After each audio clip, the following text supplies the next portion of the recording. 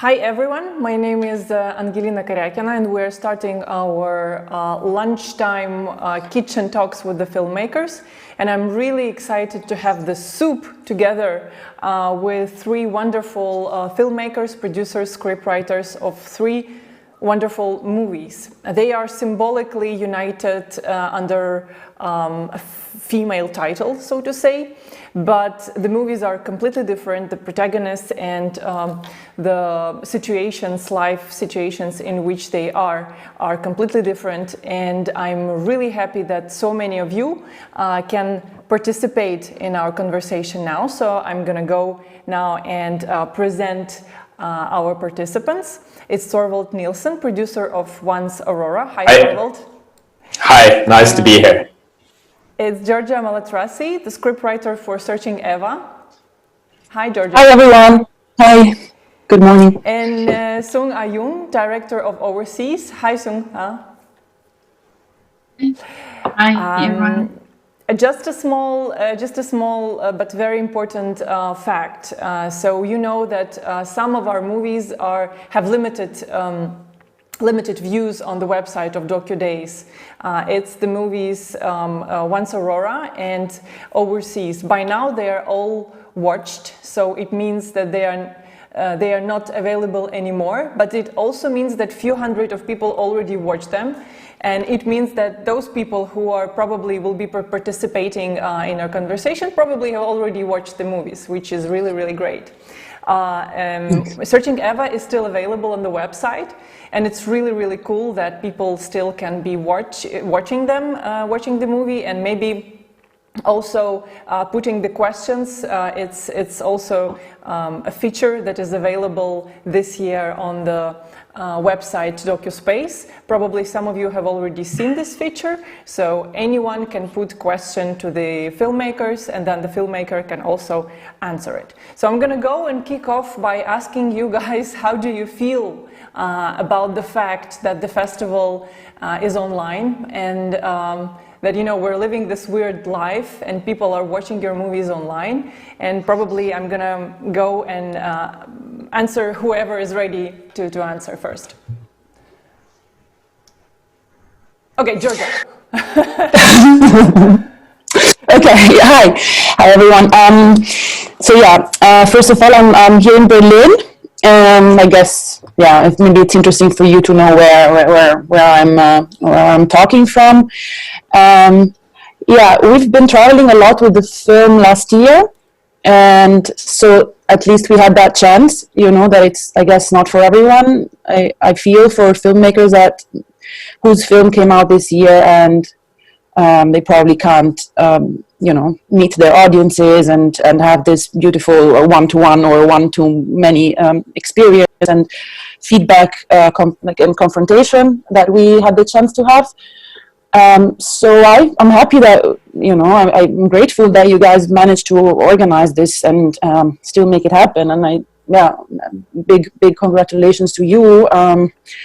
Yeah, I don't know how it feels for someone who hasn't done, you know, any experience with meeting the audiences live. So yeah, I'm happy to be here and to have the chance to discuss with anyone who's interested. Thank you, Giorgia. Sunga, how about you, and how about the fact that the movie is screened this time during this festival online? How do you feel about that?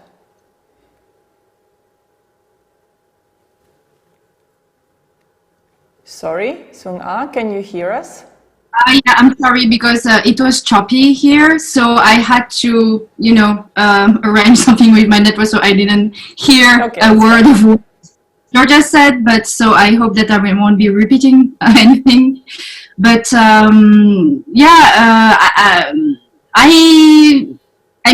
think it's better than nothing that the film can be seen online at the moment. But in the other hand, I think that I hope that after all this, you know, sanitary crisis that we are in, we are not going to, you know, make the habit of doing things online most of the time, because I think in, you know, in festivals and in screenings, we have this human exchange about the movies, and I think that it's something that can happen only when you are really, in person, in the same place, sharing something at the same time. Because of course the films are seen online, but we are not together in the same room. And yeah, I miss it. And I think that it's very nice to be able to chat with people, but they're far, we don't see them, and so it's very, very different, and it's something else, I would say. Mm-hmm. Thank you, Thorvald. Would you agree that this is sort of a timely thing, and also everybody is hoping that things are going to go back to normal? Do you think they will ever go back to normal, or something will change also in the industry? I think that, as you both said, what we want to do is to meet an audience in person. We want to watch our film together with an audience, and we want to feel how our film connects with an audience. And that is maybe the hardest thing to do right now. But congrats to you for making this conversation possible. To answer your question, I think that some of the things that we do in the documentary film business, that is screening films and watching films together, I think we need to do that with an audience. I think we need to be present as filmmakers. But some of the things we do as documentary filmmakers is traveling around, having meetings with TV channels and things like that. And maybe for the future we can have more online conversations and do less traveling and kind of save the environment a bit more than we do. So maybe this is something that can come out of this, that we meet an audience at festivals and but maybe we can do meetings and other more, maybe it's more possible to do more of that that part of the business with the online conversations, to do less traveling. Mm-hmm, mm-hmm. Well, this joke or this meme that is circling around the internet, that people suddenly discovered how many things they can do online and how many meetings they also could conduct online. But of course, film festival is something special. And I also wanted to take this chance and to tell you that actually this particular film festival sort of created a TV channel, a constant TV channel, because the whole day of the festival is just full of events. I mean, they go one after another, and it's also, I think, something absolutely new for the team, which is, was not set up, to do online broadcasting all the time, but somehow they did. I'm going to also take a chance and remind everyone that even though the views are free in Ukraine, you can also donate and support the festival, support the filmmakers. This is very, very important at this particular time. We don't know, how the situation will be next year, but we really want this happen regularly, and we really love documentaries. So I really want to talk now about your characters. They are absolutely different and absolutely fantastic. And probably I'm going to go and ask you about how the quarantine is actually impacting their lives and just their industries in which they operate or used to operate when you were filming them.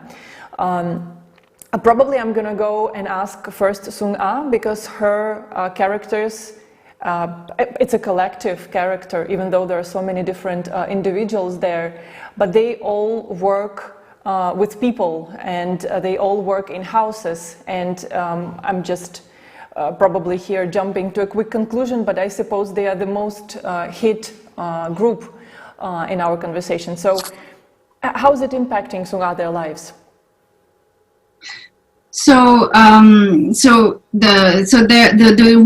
group of women I filmed are domestic workers from the Philippines, and when I shot them, they're still training at the training center I shot, and now they are deployed abroad.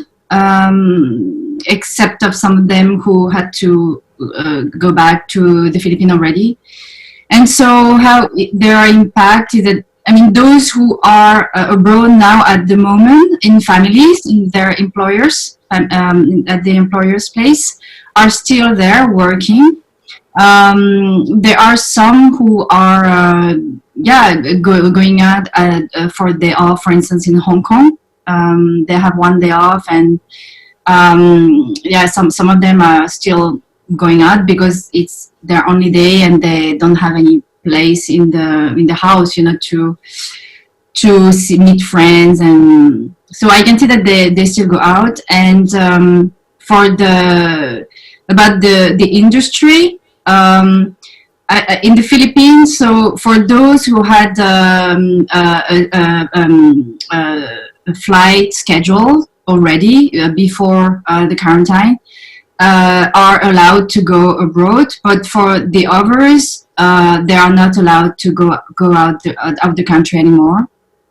And so, I don't know how this domestic work industry will evolve, but at this moment, this is what's happening. And for instance, one of them who had to go back from Hong Kong to the Philippines because she was not happy in the family she was working in. She is now in an island with her family, and she had to go abroad for work, but so it's on hold. And she was telling me that she realized with all this that maybe she should not go abroad anymore to do domestic work, because she realized that she has a daughter and she wants to stay close with her family. Interesting. And how about those? Do you know those who are stuck abroad and they cannot go back home now? Maybe their contracts are over already, but the borders are closed and they cannot go back home for now. I don't know about this situation. On the group are still working there currently, and so they are still in the family. But we will see when they have to go back home if they will have difficulties. But I'm not really aware about it. Thank you, Thorvald. How's Aurora doing? But it's obvious that the musicians and the artists are in a very special situation now. They also cannot they cannot meet their audience. They cannot have these public concerts, and at least as you were filming her, she was just about to go with her new album, and she was so active. So how are things with her, and how the industry is changing for her? As you said, our protagonist, she is a young pop star. So her business is very much affected by this crisis. But of course, it's not. She is doing okay if you compare her to a lot of people around the world. She is privileged, of course, with her work and her income and everything. So, but of course, this situation has done very much for what's possible to do. Of course, concerts have been cancelled and it's difficult to travel, and it's been a different kind of period.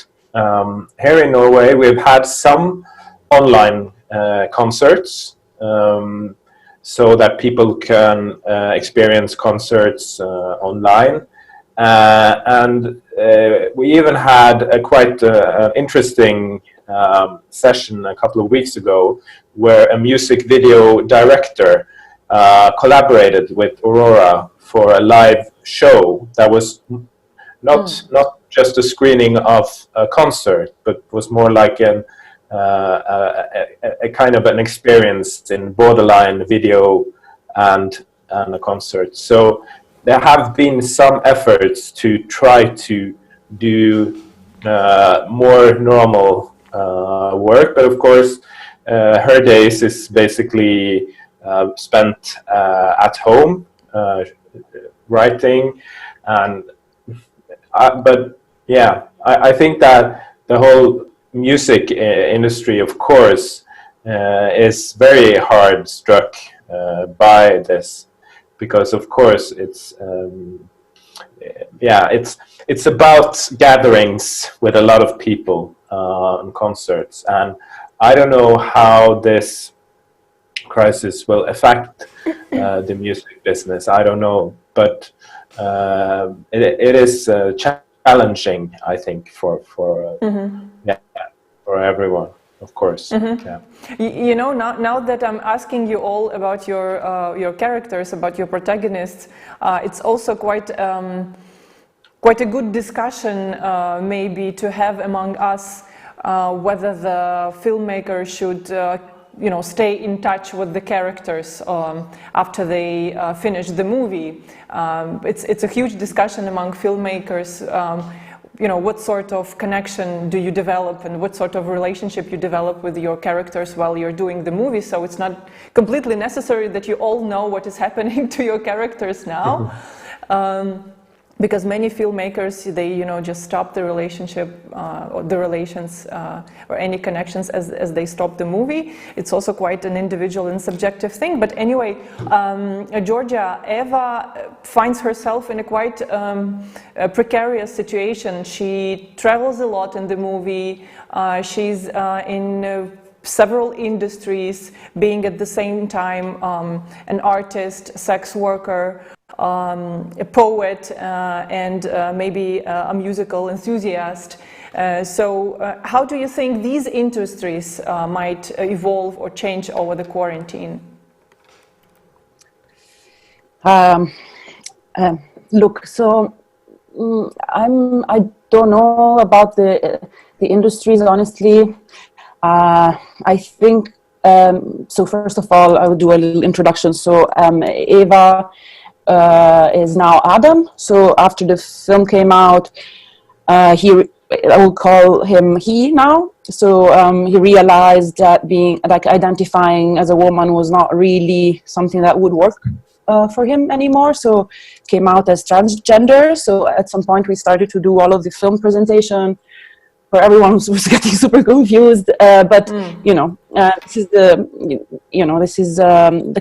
this is I mean, the character, let's say, that we've built, because we can't say that what you see in the film is the real person. It's a character for sure. And so this was the character being in a constant flow and a constant transformation was our kind of one of our themes, or one of our ways to carry the story along. So he is continuing to transform, and I think is not being affected as much as the protagonists of the other documentaries by the situation. Currently lives in Athens and has a more stable life.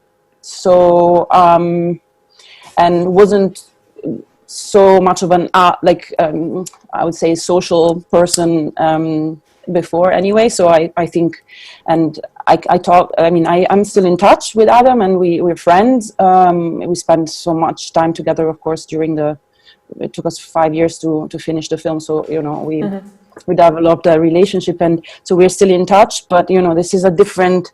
Now it's a different type of relationship. I'm also happy that I could get rid of that filmmaker mask, and now I'm just a friend, and I don't have to get anything or out of her or him, or we're just communicating and telling each other, like, he's advising me on how to make DIY masks for my hair, or how to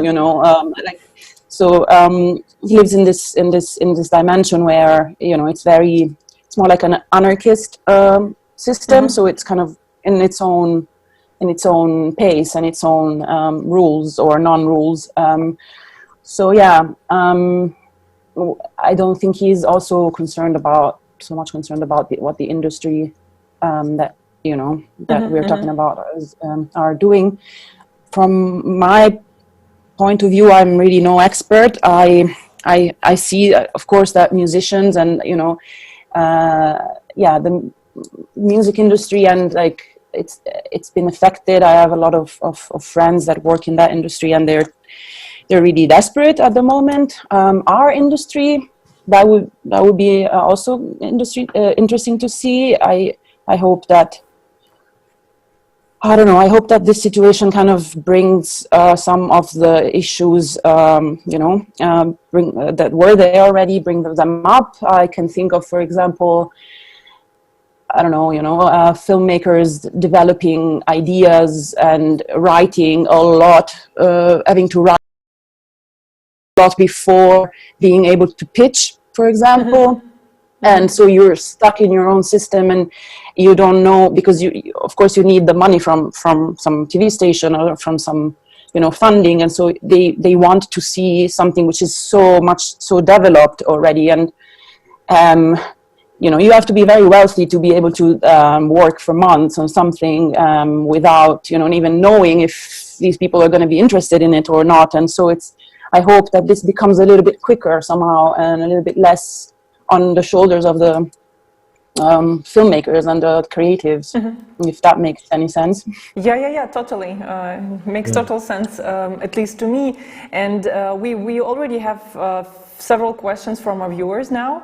From Vitalina Tumarets, who is asking, actually several people are asking, how did you meet your heroines? How did you meet your characters, and why did you decide to tell their stories, and why they decided that they should tell their stories?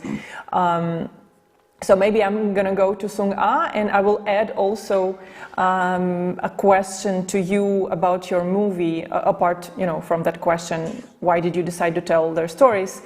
Did these women that you were shooting while developing their skills in this house, how do you think, do they have any other life apart, you know, from that perspective, being a house worker, but also something else? Because, you know, they were discussing that they might, I don't know, draw pictures or do something else. Do you think they could ever have some other life? So it started when I was studying in Brussels, and I would, you know, take the tramway daily, and I saw this Filipino woman taking care of kids from British school. And so it was part of my daily life at this moment. And then later, many years later, yeah, I mean, when I was in this tram, I was wondering, you know, who they are. I mean, I knew that they were Filipino women, but I didn't know anything about the condition of their work and how they came here and everything. And then many years later, I started to do some thorough research about domestic work, and I ended up reading this book by this Filipino researcher called Asuncion Fresnoza Flo. And she's based in Belgium, and she wrote a book about the Filipino migrant domestic workers living in Paris and how they deal in connecting still with their families and left behind, and also the new position of the husband and the other member of the families. Mm-hmm.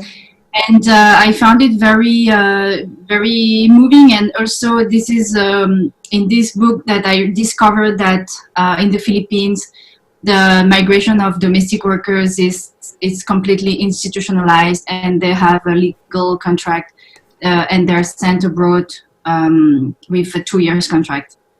And then I mean, it was a very long scouting. I mean, it was 5 years for the whole movie. So, and I went many times there. And actually, about the encounter with the characters, it was very special because I met them on the spot when I started the day one of shooting, and which is not really common when you are doing a documentary, because you met the characters before, you have chosen them. I mean, it's a long process, and it was totally the other way around, because I chose the training center that I thought was the best to fit the shooting and according to the film I wanted to make. And then I arrived there, and I met this group of women, a dozen of women, and I was really freaking out because I mean, the whole movie is based on them. I mean, it's and I was thinking, okay, if there's no encounter, I have to change, you know, on the spot, the whole shooting, the way it will, you know, the way the film will be shaped. And fortunately, the group was really motivated by the film. They accepted immediately, and they were very motivated. And it was not, we had the impression that it was not forced at all, that it was so natural, and that something, you know, an encounter is an encounter. I have this, I mean, I think that when you meet someone, you know, something happened or it doesn't happen or it happened later, but you cannot really, you know, conduct it. And it was very, very strong because it happened, and it happened, it was a kind of a big journey we had together. And they're so motivated. They weren't opposing the idea that you were shooting in this house. They didn't ask you, you know, not to just to turn off your camera or to preserve their identity or something. Like they were completely open to the idea, right? Yeah, they're all very open, and of course, I mean, they had to know each other. They had to know us as a crew, and we had to know them, and they had to know each other because they didn't know each other. So it was really a group that was shaped during the shooting, and in the film you can see also that the group is not there, and little by little, their, you know, sorority, the sisterhood. They, you know, they exchange a lot of things, and they build a relationship among them. But nobody asked us to, you know, to hide or. But of course, we talked a lot to them, and they saw little by little how we were shooting also. And a quick question from Anastasia Sarapina: do you think that these women might ever have a chance to have some other life, which they are dreaming about, and do something else apart from housekeeping? Yeah, I think that, of course, it's not really, I'm not focusing really in the film about all these informations, but, you know, in the Philippines, the women that are living abroad are not, you know, only the poorest one or in need, you know, financially. You can also have, you have a lot of range. You can have a middle class people, you have also people that are upper class, and also, of course, the lower social class level. But for instance, there's one lady who is now in Hong Kong, and she would be working in a real estate agency, but had to stop. She has 2 kids, and then she's now in Hong Kong. Her husband is an architect. And I had a real chance to have a screening in Hong Kong, and I could meet 3 of them. They would come to the Q&A and at the screening, so it was a very intense and moving moment. And she told me that she was planning to, so her husband had found a job as an architect in Hong Kong. And so she was planning to, you know, have the kids there, and she would stop working as a domestic worker once her husband would be there, maybe first doing some of, you know, like more, not as a living, but a domestic worker, you know, like working few hours, and build another life in Hong Kong with, all together with a family. So I was very happy to hear that, you know. So well, at least one story tells us that there also could be another life that they might live, but it also depends on many other factors, including whom are they married to, and how their families are doing, and where they actually stay geographically as well. Thank you, Sung. Also, a question to Thorvald. I'll go back to the question to all of the filmmakers about how did you meet your protagonist, and how did you decide to tell story of Aurora? Why her? That's a good question. We are a team of 3 people. I'm the producer, and the film has 2 directors, and they also shot the movie and edited the movie. One of them, called Stian, he had a 2-year-old girl singing that, and he still has her, but she's older now. But at His the daughter, time, right? his daughter, Okay. yes, she is in 2016. The only music that made singing sleep was the music of Aurora. So Stian was very, very fascinated by her and wanted to understand what was it with this young girl. And he came and talked to me and Benjamin, the other director. And Benjamin comes from the same small town as Aurora does. And his mother, Benjamin's mother, has been the dancing teacher of Aurora when she was younger. Small world. Small world, yeah. It's particularly a small world and west coast of Norway, so it's a very small world. And Benjamin said that this was very interesting. And from there, we contacted them, and it was, of course, easier for Aurora to be positive because she kind of knew Benjamin from before. So that made it easier for us to get access to her and her being positive. And I think at the time when we got in touch with her, she was also in a point in her career where she started when she was 16. She dropped out of school and she just started making music and touring the world after a music manager found her. And when we meet her, she's 19, and it's finally kind of the last couple of years has been going, and suddenly she's reflecting on her situation.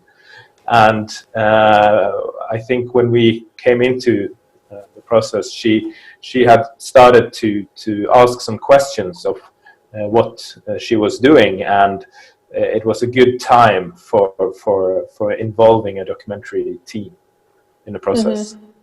Yeah, actually, it was one of my questions as well. How were you so lucky to get into this point in her life when she's obviously becoming, the subject, and she's, has this conflict with the producers, and she wants to do things her way. Yes, but thank you so much. Giorgia, I will go back to the initial question about how did you meet your character, how did you meet Eva, and why did you want to do the story about her? But there are also other questions to you, and about the character as well. How do you think Eva wanted to tell her story at the time? And also some other additional questions, I'll add them up later, but maybe about the whole idea of the movie and the meeting, the initial meeting. Yeah. Okay. So I found, I'm gonna call him Eva now because it's easier when I think about the past, because at the time that was more, yeah. So I found Eva online. She added me on Facebook. We were both living in Berlin, coming from the same area in Italy. Had some friends in common in real life, and she. I just started following her, and I ended up finding her blog and reading the blog, and that's what completely fascinated me, I think, about her at the time. So what I did was I shared it with Pia, which is the director of Searching Eva, who was a friend of mine, and back then we used to work together. I sent the link to her and asking her, okay, can you please read this and then let me know if I'm crazy or if this is interesting, because we were, I was already visualizing this as a possible, protagonist of something. I didn't know what exactly yet, but for me she was so interesting. And Pia came back to me after some days saying, "Hey, look, I don't know either why, but I'm in. I'm totally hooked." So what we did was we got in touch. We mailed her, and she was super open. And we met her, and we just filmed her ourselves back then. So for I would say a year, more or less. I mean, of course, not often because we were doing other things at the time, but we would just go ourselves in our spare time and spend time together and try to get to know each other. And so that was also the way that we put together some material that we could then, get funding with, and then make an actual film out of this. And why her? I mean, I got to an answer to this later, and I think because for me it was fascinating how blurry the line between is this real or is this not real? Everything she was showing and telling us about from her past and her life seemed so it fascinated me how I couldn't understand. I couldn't put my finger on it. She would always slip away. And I thought, and also her lifestyle was very representative, I thought, of this generation that I'm not part of anymore. And it's this, digital native, I would call them, or that have, spend a lot of time online, and they have their a circle of contacts that they really rely on, and they really build something together there. And and then of course the story or the film came together much later, and we could actually put it together in a dramatic way somehow, not really, but much later, because there were so many things that we didn't want to do. With this story, we didn't want to put this character back in a box where this character was always trying to escape of, so it was a very delicate process of trying to let things happen. And we were lucky that Eva was so open and had such a loose concept of privacy back then, and that she didn't really care. And she trusted us being with her at any time, and she never said, "No, don't film this," and never happened. Then maybe we didn't use a lot of what we filmed in the actual cut that you guys have seen, but we've been in with her in every type of situation during 3-4 years. Yes. I think this is exactly what you feel about the movie when you're watching it, asking yourself whether it's true, the story that she tells about herself and the story that she sort of presents, but at the same time it doesn't matter. I mean, at the same time, when as you watch it, you understand that it doesn't really matter. I mean, the fact of whether it's true or not. But actually, we have also a question around that from Tanya Kasyan. She is asking, how did you shoot the sex scenes? She was so surprised to see them, and how did you convince men to take part in the movie about Eva? Look, the sex scene. So Eva is for her, sex is just as like drinking a glass of water. It's not that made her more aware of anything. I mean, it was just a thing that she would do with no problem. She was just taking off her clothes in front of the camera all the time, or going to the toilet in front of, zero care about that, right? Of course, the people with her, some of them were more aware.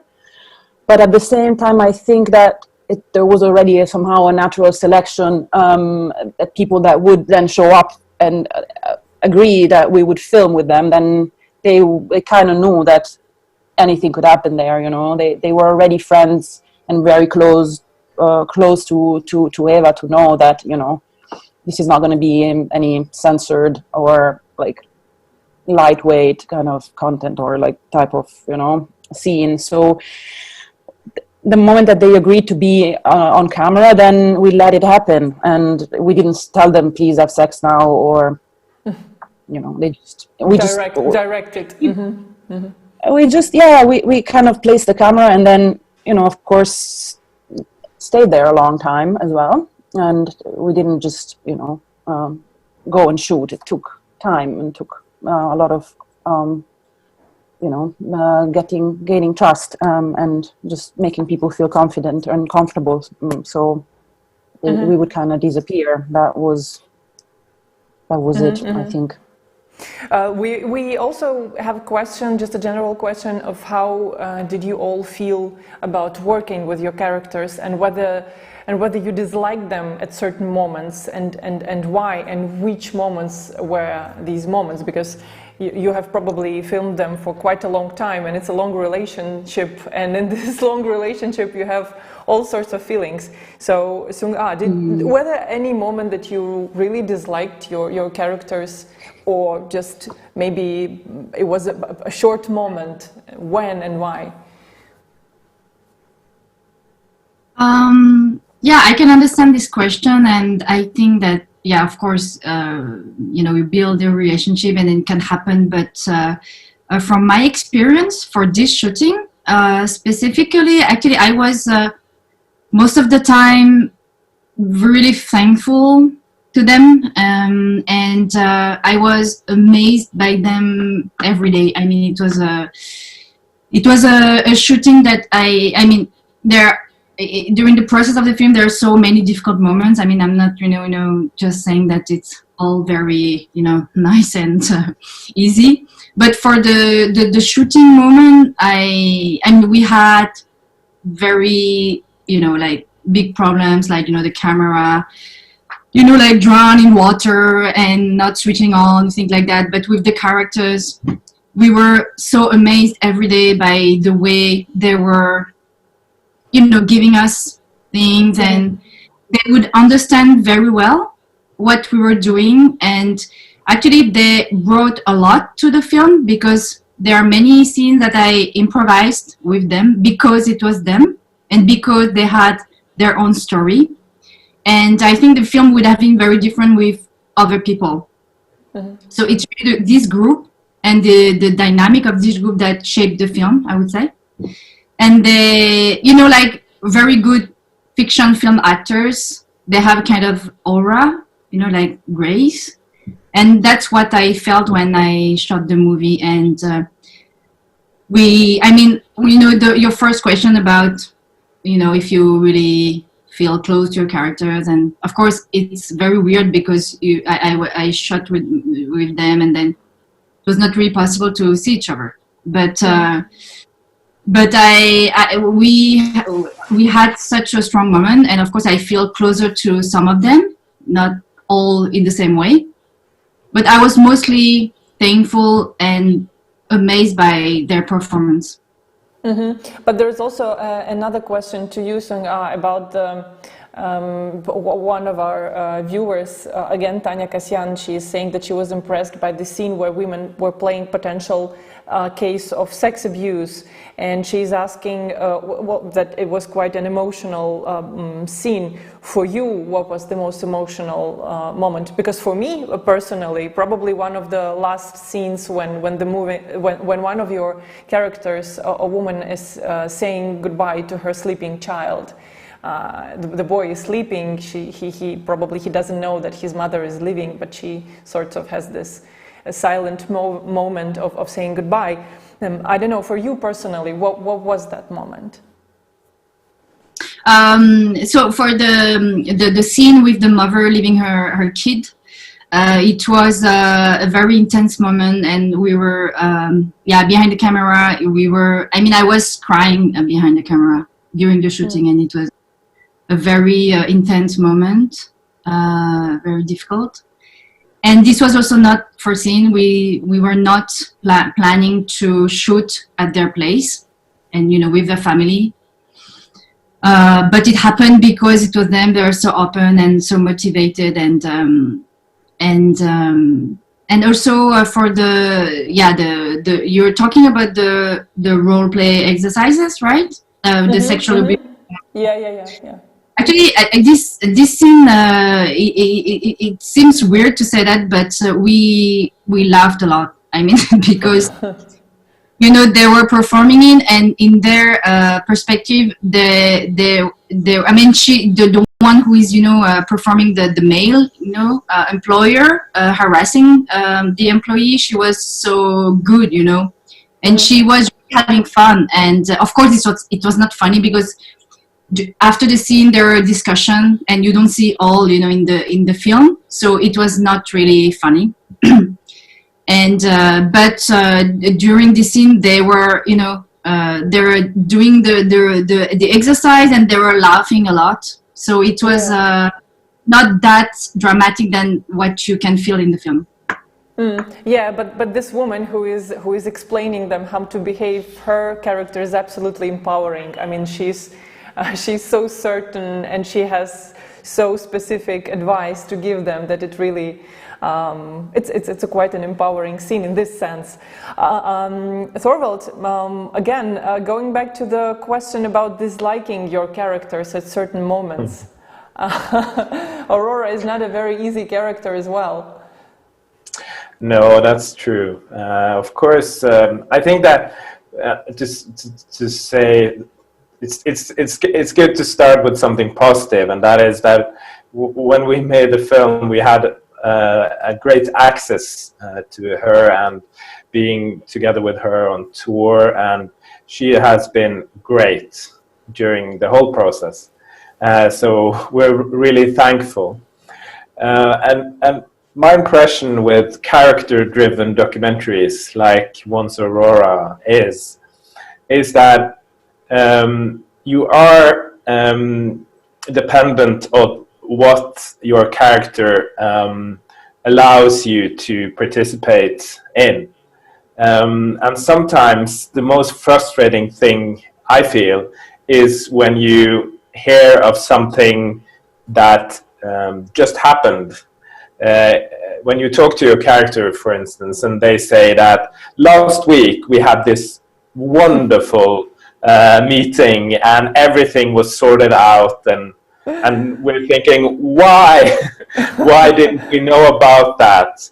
Why weren't we involved? And that is kind of, I think that is the most frustrating thing. And sometimes we couldn't get a hold of Aurora because she had turned off her phone or stuff like that. But that is just a normal thing to do, and you can't expect anyone to be available 24/7 every day for a couple of years for making your film. But I think that there is Thorvald, sorry for interrupting, but there is also this episode during one of her shows that she goes, as far as I understand, to the bathroom. She's overloaded with emotions, she's tired, and she actually cries there in front of the mirror. So you naturally ask yourself, how did the crew get into the bathroom with her, and how how this episode came to life? Because she was absolutely natural, and it was obvious that it's real. The tears are real and the emotions are real.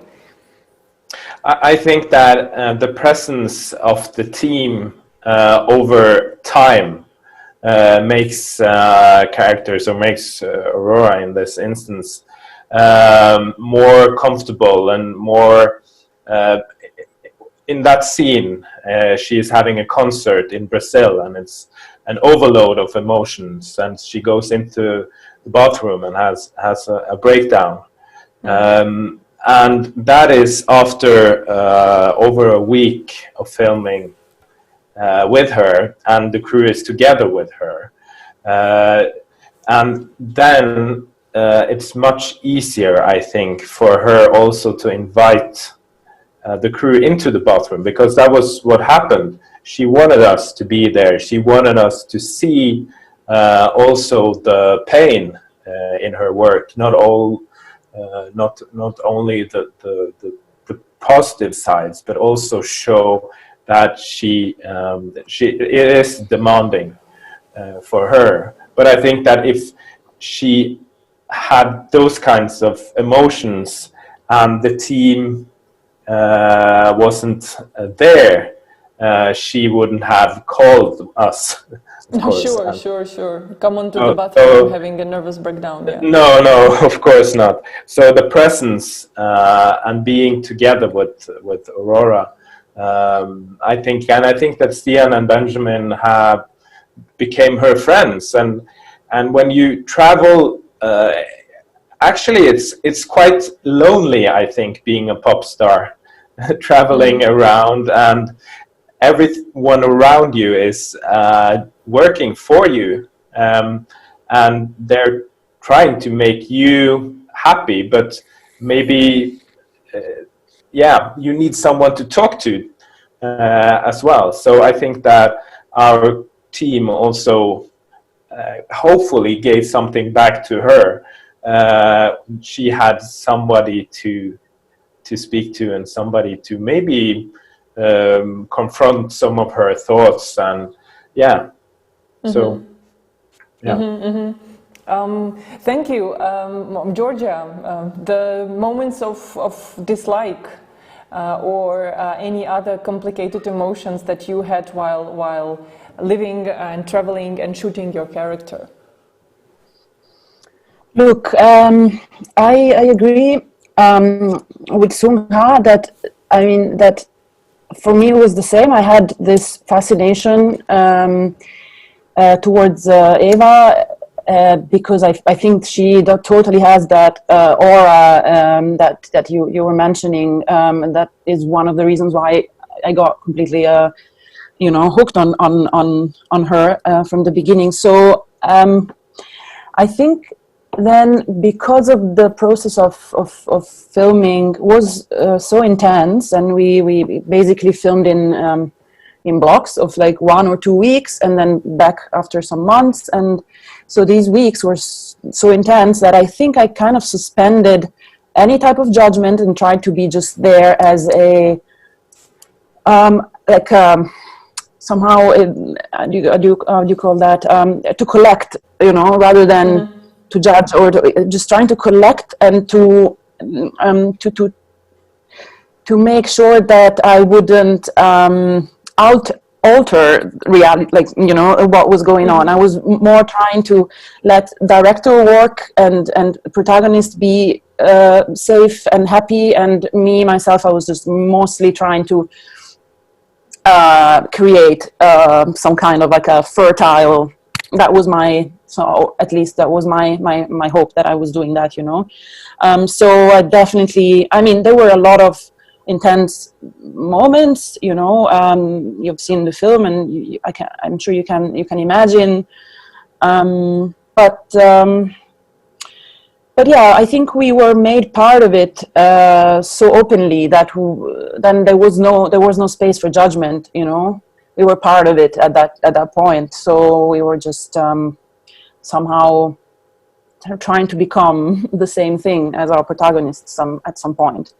But you also have this part where you also inject into the film reactions from her blogging, and there is also so many questions, but also sort of discontent with what she does and how she presents herself visually. So it also plays this role where you cannot ask these questions, but they come from online as well. Yes, of course. Our character is an uncomfortable, in a way, character. And this was part of also one of the themes that we wanted to talk about, was the fact that for a lot of women or young women, you have, like, you feel like you have to be to somehow belong to certain standards, and to follow certain rules of how to be and what to answer, and so therefore with those. First of all, we wanted to make it easier for the viewer to be part of the story too, and also at the same time show how much people how they feel entitled to judge and to ask and to be know even more, and they want to understand and to kind of take something out of it, while this is not why she's there, and so of course when you see such a like an interesting an open human being, then you want to grab it, you want to understand it, you want to decompose it, you want to touch it and put it on your desk and look at it and somehow make it into an object. But this is exactly what we wanted to avoid, and so we're trying to play with this reactions and the dislike, and of course, I mean, she is very aware that she's not liked by everyone, but the fact that she doesn't care, that is also very, very important. Yeah, and makes her an impossibly strong character as well, because I'm just, while asking yourself, I was asking myself as well, interesting what she dislikes about herself, what makes her also uncomfortable, even though we can see those complicated circumstances around her, well, family, this discourse, and also some economic things that makes her uncomfortable, but just about her being as a being, that is also an interesting question. Sorry, I just really noticed that we have 3 minutes left. And I didn't actually give you guys a chance to ask something each other. If you have any questions, and if you had a chance to watch movies by your colleagues, maybe there's something that you would like to ask each other. We can take this time and share these, I don't know, thoughts or questions. Actually, I would, I was just wondering how I could see your movie, because I was really keen in discovering it. I don't know, because of course on documentaries, I'm sorry, there's so many noises now. Yeah. You cannot watch it at home. Right? Yeah. It's fine, sorry. it's fine, it's fine, yeah. It's fine, we don't care.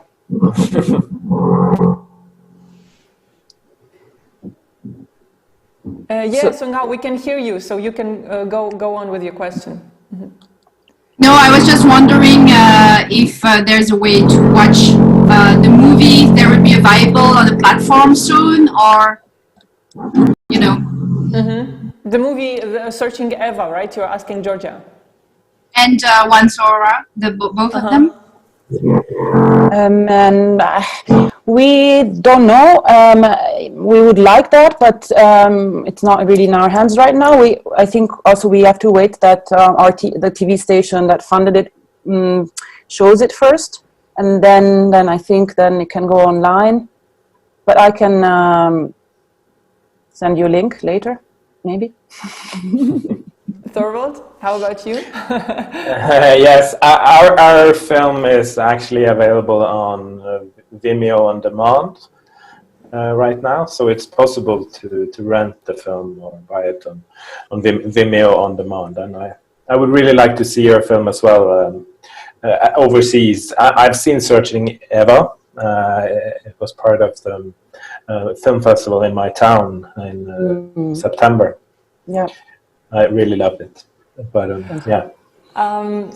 Okay, guys, we have sort of just 1 or 2 minutes left. Maybe you could quickly, I know it's probably a very, like, something everybody would do, but it's a very fair question from myself. I really wonder, what are you up to now, and what things are happening in your heads in terms of, I don't know, some new ideas for new movies coming, because of the new context that we are living in. Maybe this quarantine story, this epidemic story also changed the way, I mean, you build your plans around your upcoming movies and characters. So if you want to take this minute and just share some of your plans that you would really like to share, of course. Yeah, I will be just really quick. I have a small child, is a young kid, is 4 years old, and so we've had him at home like since like a month and a half. So it's been really difficult to do any type of creative work because of that, and because I have to say I feel like it's been like almost like one long day, and it's been really difficult to find interest in worldly matters. I mean, and also at the same time I find it quite dull to I mean, I thought, oh, how many filmmakers are now going to do something about this? I don't want to do it, and also I didn't have anything near me that would catch my attention. So I'm trying to work on on new ideas and on a screenplay, but it's very difficult. It's like my mind is basically in a big pond, and I can't really see the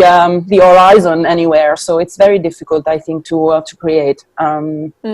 Easy to do very specific tasks than think big ideas. I think at the moment for me, for example. Thank you. Thorvald, what do you think? How do you feel? If you hear me well now, yeah. Yes. It's a bit early to really to tell in details, but I am working now on the script, and I also have some difficulties to work, and to focus on the work at this moment. But I'm more working on a fictional project, a feature. And actually, it was not on purpose, because I started the project before the quarantine and everything. But the project is a bit about migration, but happening in Europe, and it's very interesting because the film is also about a space. It's a lot indoors, and the space and the architecture and is affecting a lot the characters. And so I was very much myself into this situation of being, of course, not as my characters, because it's easier for me.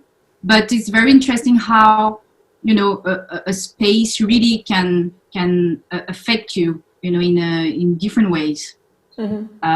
So this is interesting for me at this moment of the creation of this new project.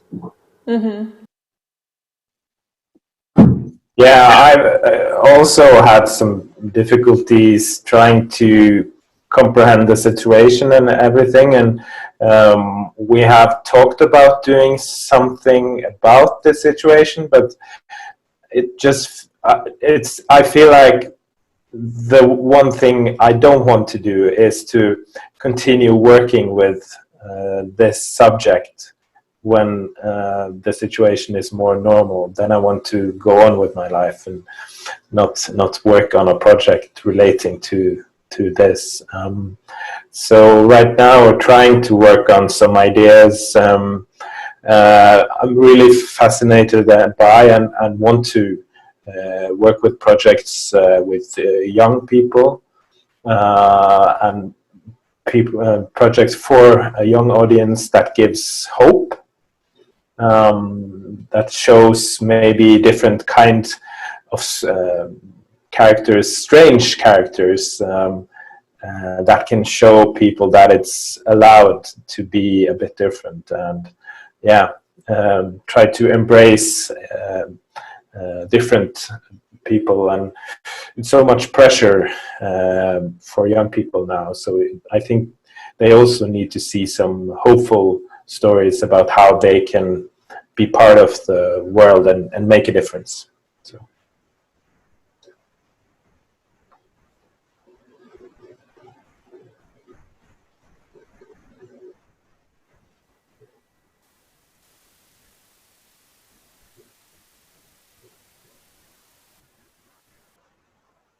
Can't hear her anymore. I don't hear as well anything. No, me neither.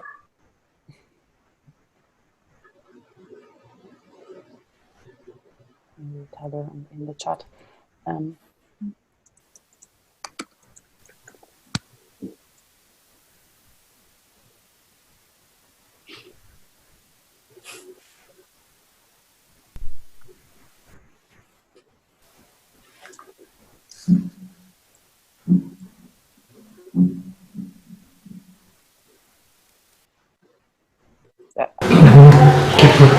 Okay, so there was just a technical detail, happening.